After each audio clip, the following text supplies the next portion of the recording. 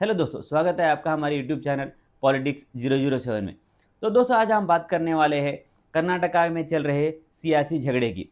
दोस्तों, कर्नाटका में सीएम पद को लेकर सीएम सिद्धारामैया और डिप्टी सीएम डीके शिव कुमार के बीच झगड़ा चल रहा है। दोस्तों, कर्नाटका कांग्रेस में जब भी राजनीति की बात होती है तब हमें एक ही आवाज़ सुनाई देती है, हाईकमांड, हाईकमांड और high command. Whatever my party high command tells, My stand is whatever High Command says. it is the prerogative of the high command. ये जिम्मेदारी पूरी हाई कमांड की है। हम सुलझाएंगे। हम हाई कमांड के लोग कर्नाटका में हर कोई राजनीतिक सॉल्यूशन के लिए हाईकमांड की गुहार लगा रहा है। दोस्तों, अभी कर्नाटका में जो स्थिति है उसे देखकर हमें मांझी द माउंटेन मैन एक जो मूवी है उसका एक डायलॉग याद आता है कि आप भगवान के भरोसे मत बैठे, क्या पता भगवान आपके भरोसे बैठा हो। तो कर्नाटका में भी यही स्थिति हमको नज़र आती है। जो कर्नाटका कांग्रेस के नेता हाईकमांड से आस लगाए बैठे हैं कि हाईकमांड कुछ निर्देश देगा कि आगे का 2.5 साल कौन सीएम रहेगा, कि कौन आगे सरकार चलाएगा। तो ऐसा लग रहा है कि कांग्रेस का हाईकमांड ही कर्नाटका नेताओं से आस लगाए बैठा है कि भाई आप ही आपके बीच कुछ मामला सुलझा लो और आप ही एक कोई इंसान पीछे हट जाओ ताकि आगे की सरकार चल सके। तो दोस्तों, परसों डीके शिव कुमार जी और सिद्धारामैया जी ने एक साथ ब्रेकफास्ट किया। उसके बाद एक प्रेस वार्ता की। उस प्रेस वार्ता में उन्हें बताया कि 2.5 साल में उन्होंने कैसे काम किया और आगे के 2.5 साल में वो कैसे काम करने वाले हैं। और अंत में जब उन्हें पूछा गया है कि आगे की सरकार कौन चलाएगा, तो उनका कहना था कि जो भी फैसला हाईकमांड लेगा वो उन्हें मंजूर होगा। We'll go together. Sir, can you clarify, is that 2.5 years agreement is there or not? Huh?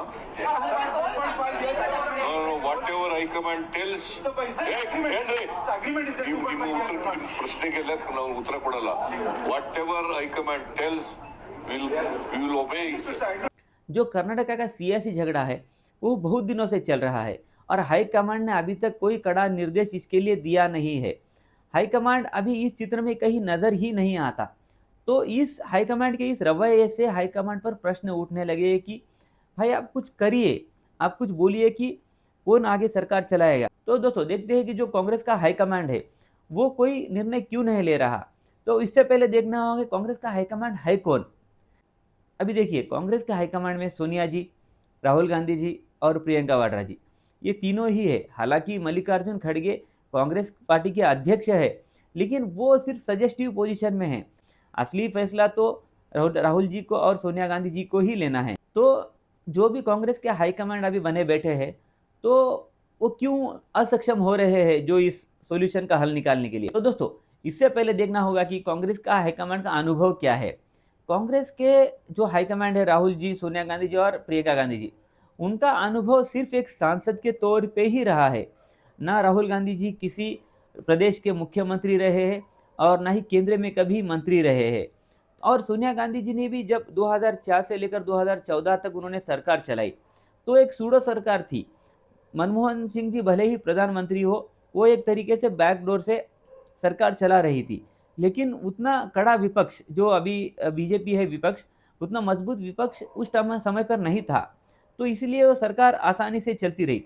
और 2004 के भी अगर आप नतीजे देखेंगे लोकसभा के, तो उसमें कांग्रेस को सिर्फ 145 सीटें मिली थी, जबकि बीजेपी ने 138 सीटें मिली थी। अगर यही स्थिति अगर आज के डेट में होती, अगर यही रिजल्ट आज के डेट में आते, तो शायद कांग्रेस सरकार भी ना बना पाए।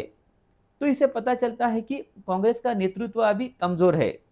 तो प्रियंका गांधी जी का भी अगर आप देखेंगे तो उनका भी एक्सपीरियंस सिर्फ एक सांसद जो भी अब वायनाड से बनी हुई है, तो उसके अलावा उनके पास आज राजनीतिक ऐसे कॉम्प्लेक्स सिचुएशन को संभालने के लिए कोई एक्सपीरियंस है नहीं।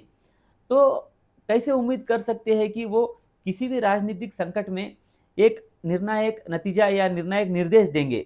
और दोस्तों, ये भी जानना जरूरी है कि कांग्रेस में गांधी परिवार को छोड़कर और कोई हाईकमांड के पोजीशन में जा भी नहीं सकता। हाँ, अगर कोई नेता कांग्रेस के अध्यक्ष पद तक पहुंचता भी है तो सिर्फ वो सजेस्टिव पोजीशन तक ही रहेगा, वो निर्णायक पोजीशन में नहीं आएगा, क्योंकि गांधी परिवार जब तक है वही हाईकमांड बना रहेगा। हाँ, कांग्रेस के पास नेता तो है, जैसे डीके शिव कुमार और तेलंगाना के मुख्यमंत्री रेवंत रेड्डी, जिन्होंने खुद के अपने दम पर सरकार बनाई हुई है वहाँ पर। तो ऐसे नेता को सेंट्रल लेवल पे लाना जरूरी है ताकि कांग्रेस के हित में कुछ काम किया जाए। अब आते हैं कर्नाटका पर। अभी भी कर्नाटका में वही स्थिति बनी हुई है। हाईकमान के तरफ से कोई स्पष्ट निर्देश नहीं आया है कि आगे की सरकार कौन चलाएगा। तो ऐसा माना जा रहा है कि कुछ खबरों से कि सिद्धारामैया जी ने डीके शिवकुमार को 2028 में सीएम पद के दौड़ में रहने के लिए मना लिया है और उन्होंने ये भी मनाया है कि ये कार्यकाल वही पूरा करेंगे और 2028 में अगर कांग्रेस जीतेगी तो डीके शिवकुमार मुख्यमंत्री बनेंगे। लेकिन ये भी देखना दिलचस्प होगा कि क्या डीके शिवकुमार इसके लिए मान जाते हैं या वो खटास उनके मन में रह जाएगी कि जो सीक्रेट डील हुई थी कांग्रेस के 6-7 जो हाईकमांड के नेता है उनके सामने कि 2.5 साल सिद्धारामैया सीएम रहेंगे और 2.5 साल के बाद डीके शिवकुमार जी को सीएम बनाया जाएगा। तो ऐसा कब तक चलेगा? क्या डीके शिवकुमार सही में डिप्यूटी सीएम रहने के लिए आगे के कार्यकाल के लिए मान गए हैं? और अगर सिद्धारामैया जी को हटा के डीके शिवकुमार जी को बनाते हैं तो दोनों नेता शायद ही एक साथ मिलकर अच्छा काम कर पाए। तो कांग्रेस का हाईकमांड ऐसा कोई ठोस निर्णय लेने से बच रहा है। उन्हें डर है कि अगर किसी एक नेता को अगर सत्ता सौंपी जाए तो दूसरा नेता शायद पार्टी छोड़कर चला जाए।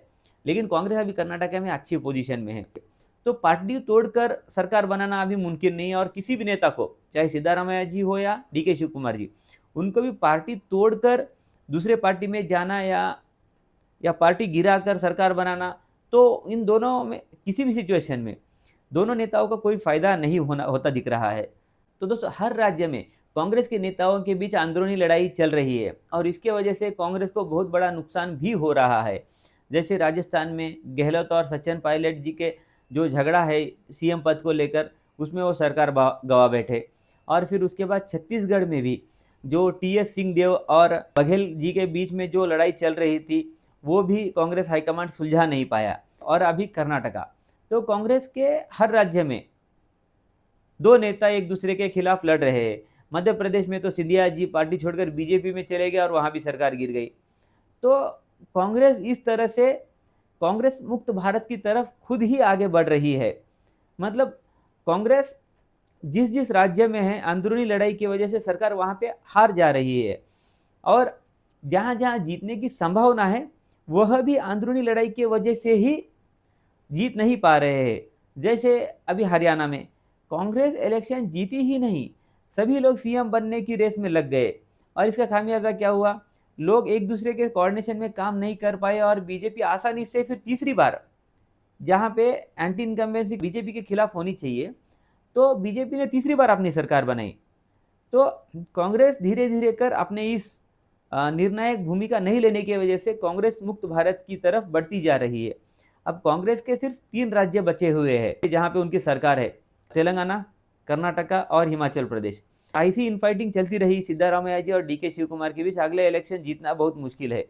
तो इसी इनफाइटिंग की वजह से वो हिमाचल प्रदेश का अगला चुनाव भी हार जाए। दोस्तों, अभी जो कांग्रेस की स्थिति है, तो शायद अगले चुनाव में अगर ये 3 राज्यों में कांग्रेस अगर नहीं जीत पाती है तो कांग्रेस भारत में कहाँ रहेगी? अगर ये 3 राज्य वो हार भी जाते हैं तो उन्हें कंपेंसेट करना पड़ेगा दूसरे राज्यों से। जैसे हरियाणा में जीत सकते थे लेकिन जीत नहीं पाए, और अगले आने वाले चुनाव है केरल में और पंजाब में। तो देखिए, केरल में लोकसभा में कांग्रेस ने 20 में से 14 सीटें जीती और पंजाब में आने वाले चुनाव में कांग्रेस आम आदमी पार्टी को हराकर सत्ता बना सकती है और केरल में सीपीआई को कोई हरा सकता है तो वो कांग्रेस ही है। तो कांग्रेस धीरे धीरे बैकफुट पर होते जा रही है।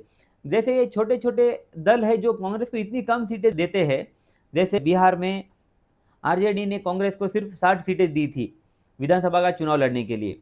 और लोकसभा में देख सकते हैं आप 2024 के लोकसभा इलेक्शन में बंगाल में ममता बनर्जी ने कांग्रेस को 42 में सिर्फ 2 सीट ऑफर की थी इलेक्शन लड़ने के लिए। चलो, हालांकि आगे चलकर वो गठबंधन बना नहीं और कांग्रेस ने 12 सीटों पर इलेक्शन लड़ा और टीएमसी ने है वो 42 सीटों पर इलेक्शन लड़ा।